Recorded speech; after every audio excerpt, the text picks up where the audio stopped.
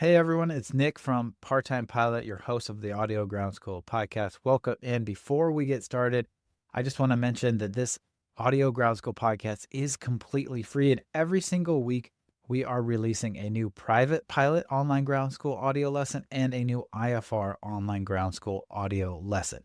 But if you don't want to wait every single week for that new lesson, you want every single lesson included in our private pilot or IFR online ground schools, you want the complete ground school in audio, you can do that one of two ways. You can purchase it separately, just all the audio lessons at parttimepilot.com, or every single member of our online ground school, whether it's private pilot or IFR, also gets access to every single audio lesson. They get access to the audio lessons on the lessons themselves. So at the top of the lesson is the audio lesson, so you can read through while you listen, see the visual aids, watch the videos, take the quizzes, etc. But members of our online ground schools also get access to our VIP podcast. So this allows them to have every single lesson on their device, whatever device, their iPad, their iPhone, their Samsung, whatever device you have, every single one on your favorite podcast app, completely ad-free. So none of them have ads or me rambling on like I am right now. It's just the lesson. And you can download those, listen to them wherever you go, even offline in the VIP podcast. There's also bonus episodes on things like check, read, prep, and other things like sleep, stress, things that also affect pilots. So you can either get that inside the online ground school, have them write on your lessons, and have the VIP podcast, or you can purchase that VIP podcast separately. Both those are going to be at parttimepilot.com. All right, so let's get started with today's episode. Approach charts or plates overview.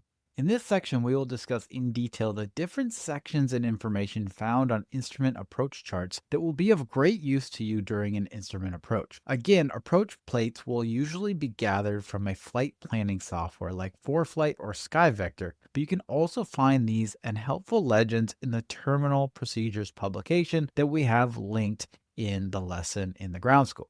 So let's talk about approach chart or plate names as we go through everything you'll find and want to know on the approach plate. So first thing to understand is the name of the approach. The name will be found at the top right and bottom right of the approach chart. For example, in the image that we have here in the course, we are looking at the runway 34 localizer approach. It's listed as LOC space RWY 34, which stands for localizer. That's the LOC. And then runway 34, that's the RWY 34 for Arlington Municipal or Arlington Muni KAWO. You will also find information on the location of this approach runway in terms of the city and even the exact latitude and longitude coordinates. So if we look here at this image, you can see at the top and bottom right, you see loc runway or localizer runway 34 in big print. And then right below it at the top, you have the name of the airport. It says Arlington Muni, and then in parentheses AWO, that's the ICAO code, KAWO. On the top left, you have the city. It says Arlington, Washington. So that's Arlington, Washington. Then at the bottom right of the approach chart, again, we have the name of the approach, localizer runway 34 again. We also have the name of the airport right above it, Arlington Muni. And then right in the middle at the bottom is the lat and long coordinates of that airport. And then at the bottom left, you have again the city, Arlington, Washington. The name of the approach will always include the primary means of lateral navigation you will use to fly that particular approach, VOR, RNAV, or localizer, for example. The FAA used to include more than the lateral navigation instrument in the title, but have recently changed to meet ICAO standards. You may see some of those old approach charts still out there as the FAA is still making those changes. For example, VOR DME runway 17 as one of them, but just know that the FAA has since changed their policy and they're moving to do that, so you might not see them soon. Here are the possible names and meanings of navigation. So you have ILS, which stands for Instrument Landing System, LOC or LOC, which stands for Localizer, LDA, which stands for Localizer Type Directional Aid, and NBD, which stands for Non-Directional Beacon. We will cover all these navigational systems in lessons to come, so don't worry. You're required to have whichever navigational system is mentioned in the title of an approach operational inside your aircraft in order to fly that approach. So I want to say that again. You are required to have whichever navigational system is mentioned in the title of the approach in order to fly that approach. That's common sense. In addition, there will be approaches named for RNAV or GPS systems. So you'll have RNAV RNP. The RNP stands for Required Navigation Performance. Authorizations are required for RNAV RNP approaches. The approach chart will label certain minimums as RNP. Then you have an RNAV GPS, which again, the GPS, as we know, stands for Global Positioning System. This will have LPV, LNAV, VNAV, or LP minimums listed. And again, we'll discuss these soon in future lessons to come, so don't worry. Although the full title of RNAV approaches, including RNP or GPS, ATC will usually not state the part in parentheses when clearing you for the approach. So although it's included in the full name, ATC is not going to say it. So instead of saying RNAV, RNP, they'll just say RNAV, or for example, cleared for RNAV, runway 21 left approach. Some approaches will not have a runway listed in the title. In this situation, it means that the runway does not meet the straight-in approach minimums required from the FAA. Instead, it will include a letter near the front of the alphabet, such as A, B, C, or D. They will start with A and work their way down the alphabet for additional approaches. It also means that the approach will only have circling minimums and no straight-in minimums. So we have here an example of an RNAV GPS-A or alpha, RNAV GPS alpha approach chart, which we show here. You may also see an approach chart with both a runway and a letter of the alphabet, usually near the end of the alphabet, such as X, Y, or Z. When you see this letter near the end of the alphabet, it means that there is another approach of the same exact type for the same runway.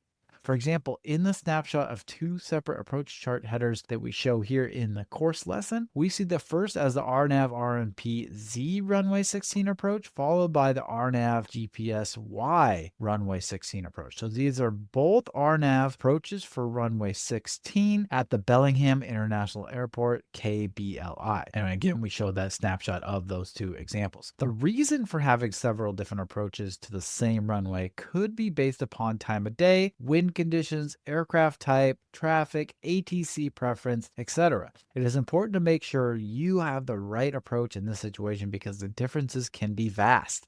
Some common differences in approaches that share the same navigational means and runway are things like decision altitudes, equipment requirements, and misapproach climb rates, which are mainly dictated by the performance and equipment capabilities of your aircraft. So if you choose the wrong approach by accident, your aircraft may not even be capable of meeting those requirements. So to summarize all this, if you see a letter near the front of the alphabet like A, B, C, or D, then this is a circling approach and there's no straight in approach. If you see a letter near the back of the alphabet like W, X, Y, or Z, then this means there are multiple approaches with the same means of navigation, RNAV, VOR, DME, localizer, etc.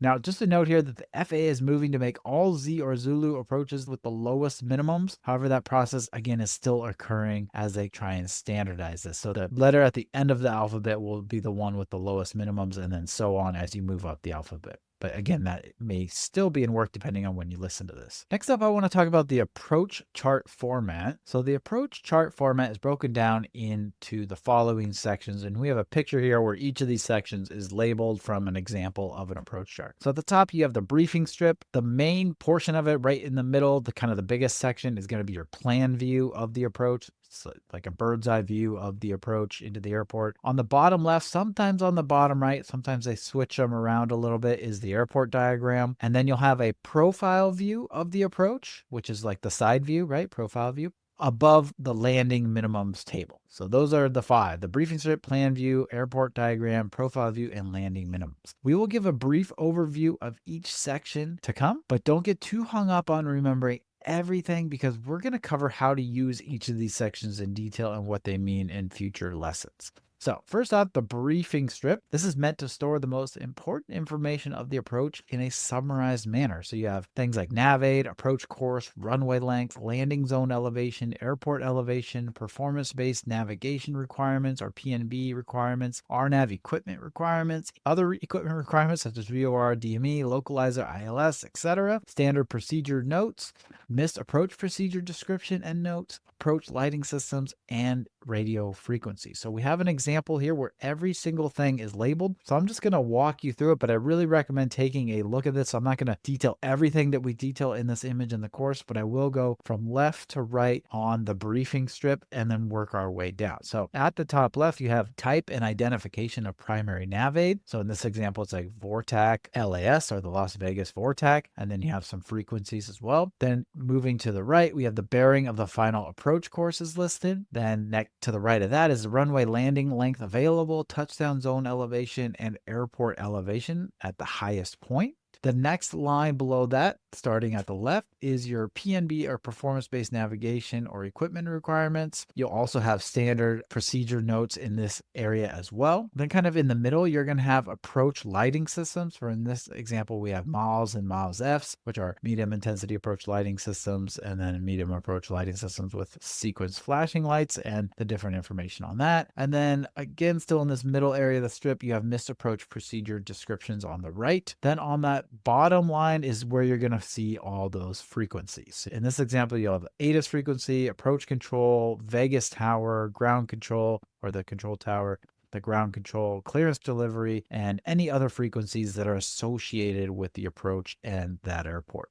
Okay, next up we have that plan view. That's like that bird's eye view of the approach that I was telling you about. It's a graphical, again, bird's eye view, includes navigational aids, frequencies, headings, routes, altitudes, fixes, intersections, misapproach procedures, transition feeder routes, holding patterns, etc. And here again, we have an example with every single thing listed. Now, I'm not going to detail this in audio because I think it would be a little bit too much, but basically I'm pointing out all the different symbols and numbers and things that you will see on a plan view of a chart. So go ahead and take a look at that. There's also a plan view symbols legend that you can get in that terminal procedures publication that we have pasted here in the course that gives you an overview of all the symbols and what they mean, just like you did on VFR charts, but for approach charts. Okay, next up we have the profile view. I think people know what profile view is, but the side view of your approach chart. So it gives an idea for the altitudes and how you have to descend into the airport and the runway for your approach. So it's a graphical side view of the approach to depict your descent. So again, we have everything listed here in an example picture, and I want to talk a little bit about these. So you're going to have things like you're going to have the course line. That's going to show your approach line sloping downwards, and it's going to give you your course. In this example, it's 321 degrees. You're also going to have a fraction, usually in the bottom right or bottom left. It's going to say something like GS 3.00 degrees. In this example, that's a vertical descent angle. And then I mentioned it's a fraction. There's a line below it, and under that is TCH 55. That's the runway threshold crossing height in feet. So it's not really a fraction. It's just giving you the vertical descent angle and the runway threshold crossing height in feet. You'll also see things like the final approach fix, which has a certain symbol, the glide slope intercept point, which has a lightning bolt arrow pointed to it, along with the altitudes. You'll have distances from runway at the bottom. So you'll show the runway on the bottom, and then you'll have different distances to different points. And each of those points will have a vertical line up to the top, and it will show the fix. So for example, we have the Circus fix, we have the Mzama fix, and the Tani fix, each with a distance, a DME distance from the start of that runway. And then you also have missed approach tracks and other DME distances that are shown from those fixes. Again, we have something from the Terminal Procedures publication, a full and complete legend, as well as that example that you can take a look at and understand every single different symbol, what it means for the profile view of your approach chart. So go ahead and take a look at that. The next thing is the landing minimums. So this is a table, and it's usually below that profile view. And this provides the minimum altitudes and visibilities on your approach for the specific type of navigation that you are using and allowed for on the approach. So in this table, it's going to have different columns, and these columns are going to be, and again, we have a detailed depicted example of this that is labeled. So here in red, we have the header columns are the category or the aircraft approach categories. So in this example, we have Alpha, Bravo, Charlie, and Delta. These are aircraft approach categories, and we'll talk more about what these are, but each aircraft, depending on its performance, is going to fit into a category. So you got to know your aircraft category, what category your aircraft fits into, so that you know what minimums, landing minimums you're going to have for each approach. Okay, so those are the columns, and then the rows are going to be the types of precision approaches. So in this example, we have LP or localizer performance, we have LNAV or lateral navigation, and circling minimum. So those are each of the rows, and they span through each of the aircraft approach categories. For example, in this LP row, the localizer performance row at the beginning, it has a row that spans both the A and the B aircraft approach categories, and then for the C and D columns, it says NA. So it's not applicable to those aircrafts for those localizer performance. But in the A and B categories, it says 720-1, and then followed by that it says 573, and then in parentheses after that is 600-1. So what does that mean? Well, we show the example here, 720-1. Well, 720 is the MDA or minimum descent altitude, so 720 feet MSL. And the dash one is the minimum visibility of 1 statute mile. So for this LP approach for aircraft categories of Alpha Bravo, you have an MDA of 720 feet MSL and visibility of 1 statute mile. Now, what does the 573 after that and then the 600-1 in parentheses mean? Well, the 573 is the MDA in AGL. So it's 573 AGL. And then the 600-1, those are going to be your military minimums. So whatever's in the parentheses, that's your military minimums. And then the other number, that 573, that's your MDA in terms of above ground level altitude. Hey everyone, Nick here. Real quick, I want to make a quick student pilot service announcement, or SPSA, for those of you who want to finish your pilot training journey and achieve your dream of becoming a pilot. Now, there's a belief that many student pilots hold that goes something like this. Once I get my pilot certificate and pass my check ride, I will finally be the pilot in command, or PIC. And that belief is wrong. And if you keep waiting to pass your check ride to feel and act like a PIC, you'll struggle a lot. You'll spend thousands of dollars with no progress to show for it. Your instructor will continuously decide to not progress you through lessons because they don't see you as a PIC. And ultimately, you'll have to give it all up. Unfortunately, we see this far too often. The truth is, this transformation into a pilot in command needs to happen during your training. Look, flying is 80% mental, if not more. A mentally prepared pilot stays ahead of the aircraft, makes better decisions, learns faster, can actually focus on the act of flying, and exudes PIC energy. Instructors and examiners won't pass or progress students who they don't feel are a PIC. And to get them to feel you're a PIC, you have to feel it inside of you first. That's why I created Part-Time Pilot and why it is designed the way it is. We aren't just gatekeeping information that you have to pay for in order to access. The information to become a pilot, the FAA has been giving that away for decades now. And there are unlimited free YouTube videos, AI now, and other resources like this podcast where you can learn everything you need to know 100% free. Yes, we are proud of the content we do have inside our part-time pilot courses. Our written audio and video lessons stand toe-to-toe with any other ground school at helping you understand the content. But that's not why we made Part-Time Pilot. We made Part-Time Pilot to actually help transform everyday student pilots into the PIC they need to become as soon as possible in their training. This way, student pilots are actually progressing through flight lessons, aren't repeating costly flights or doing extra ground lessons at $50, $70, or even $100 an hour these days. And they're actually achieving their dream of becoming a pilot. We do this with a complete step-by-step system and process for our students, combined with daily expert support, mentorship, community, and top-of-the-line new age study tools and that content. Take our student Jason, for example, a middle school English teacher who hated math and didn't have an ounce of aviation knowledge before joining Part-Time Pilot. Jason went from a 9%, yes, a 9% on a practice test he took before starting the course, to scoring a 90% on his FAA written exam and becoming a pilot just 6 months later.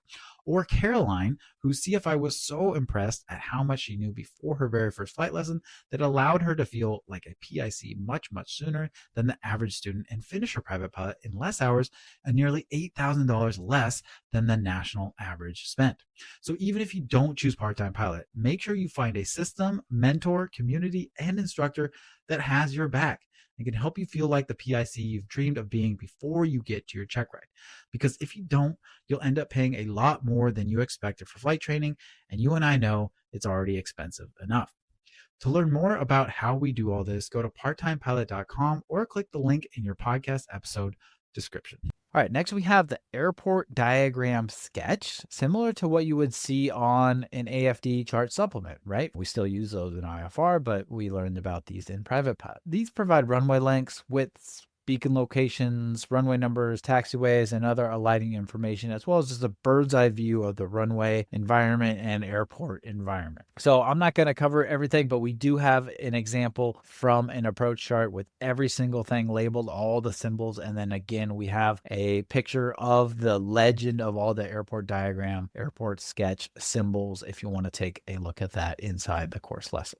All right, so next let's talk about the approach radio frequencies. I mentioned these before, they're at the bottom of the briefing strip. So in here, you might find the ATIS, approach control, tower, ground, clearance delivery, controlled pilot, data link communications, and other frequencies, again, depending on the airport. A little bit more information on ATIS. These are updated upon receipt of any official weather report, regardless of if there were changes in the weather or not. Official weather reports usually come out every hour just before the new hour. If weather changes within that hour, an official report may update the ATIS as what they call a special observation. If no ceiling reported, then the ceiling is more than 5,000 feet, and if no visibility reported, then it's more than 5 statute miles. Other frequencies that you might find on your approach chart will be for navigational facilities and equipment such as VORs, DMEs, localizers, etc. These will be found in information boxes for each facility on the plan view of the approach. For example, in the figure we have here in the Online Ground School, you can see highlighted in red the Las Vegas VORTAC with frequency 116.9 and the Boulder City VORTAC with frequency 116.7. You will also notice that the Boulder City VORTAC has an IAF marked above it. This stands for the initial approach fix, which defines the beginning of the initial approach segment. And if you see a channel listed in the localizer frequency box, this is the DME TACAN channel and tells you DME is available at the ILS or localizer. So again, we have an example here with everything labeled for you of a plan view where we detail the information boxes for those navigational facilities. So we show Las Vegas example, tell you what each of those things mean. Remember that Morse code, similar to what you would see in the information boxes for a ground-based navigation system on VFR charts. And then we also show you at the Boulder City where it says that IAF I was talking about, which means the initial approach fix. On here, we have a note that says underlying frequencies mean no voice for the frequencies. This means you can use the frequency for your instruments and can transmit on them, but you cannot hear the FSS on this frequency. On VFR charts, there would be an R for that, right? Remember the frequency with the R after it, that meant the facility can receive there. Well, in this case, we have an underline, and that's what that means. Okay, so next up, let's talk about minimum safe altitudes. Minimum safe altitudes, or MSAs, are exactly how they sound. They tell pilots the minimum altitude that they can remain safely over obstacles and terrain while flying under little to no visibility, or in IFR, right? The FAA lists MSAs on approach charts in relation to the fix associated with the approach, not the airport. An MSA will tell you the minimum safe altitudes you can fly in different sectors around the fix, within a specific radius from the fix. The sectors around the fix are determined by inbound bearings to the fix. The MSAs listed on your approach chart will provide you with 1,000 feet of obstacle terrain clearance within a 25 or 30 nautical mile radius of the fix. The radius, 25 or 30 nautical miles, will be listed on the MSA diagram near the plan view of the approach chart, as in the example that we're going to go over. So it's going to look like a circle, and then it's going to have a fix in the middle. And then it's going to have different sections of that circle based off a bearing from the fix. So in this example, we have a bearing from the fix of 180, we have one for 270, and then we have one for 360.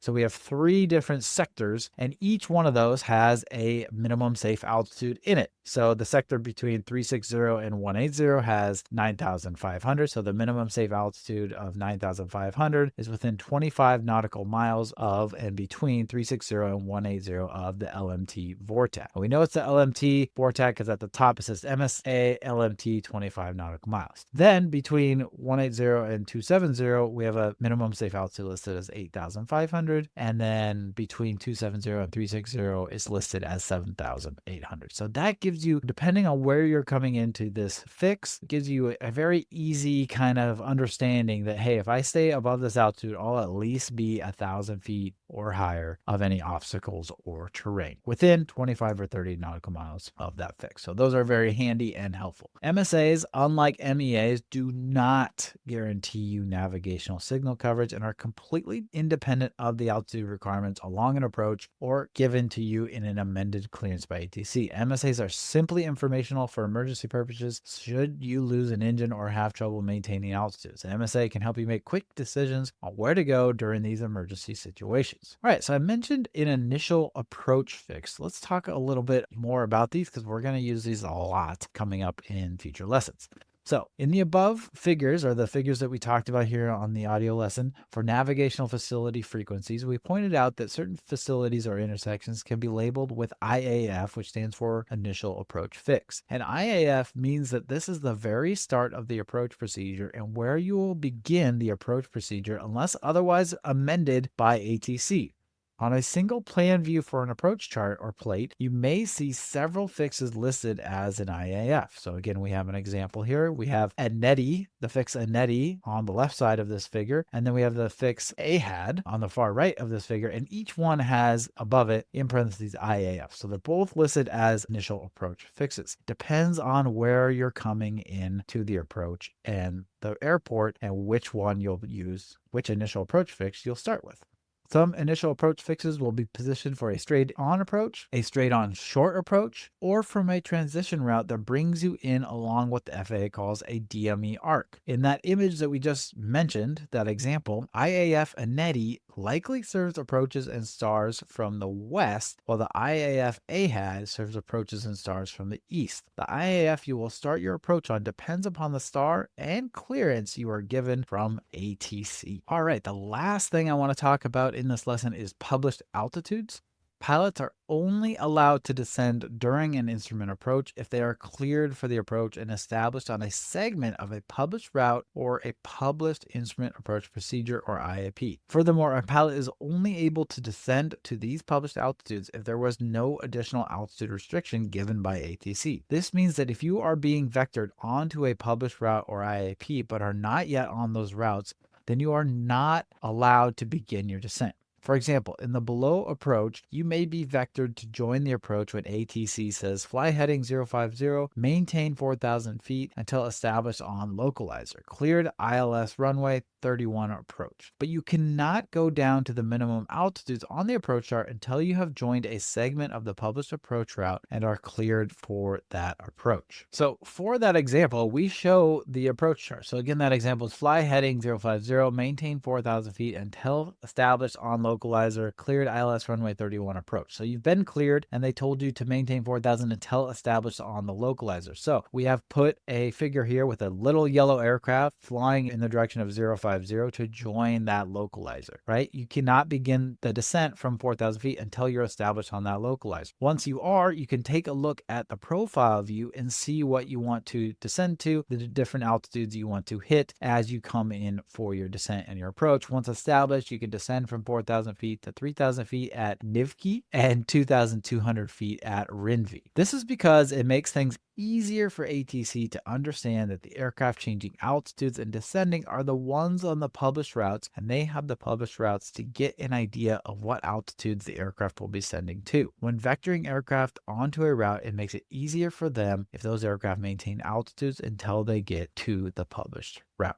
All right, so we have a video that goes over all the stuff we just went over on the approach chart in that course. We'll also link to it in the description of the podcast episode. So thank you all for listening.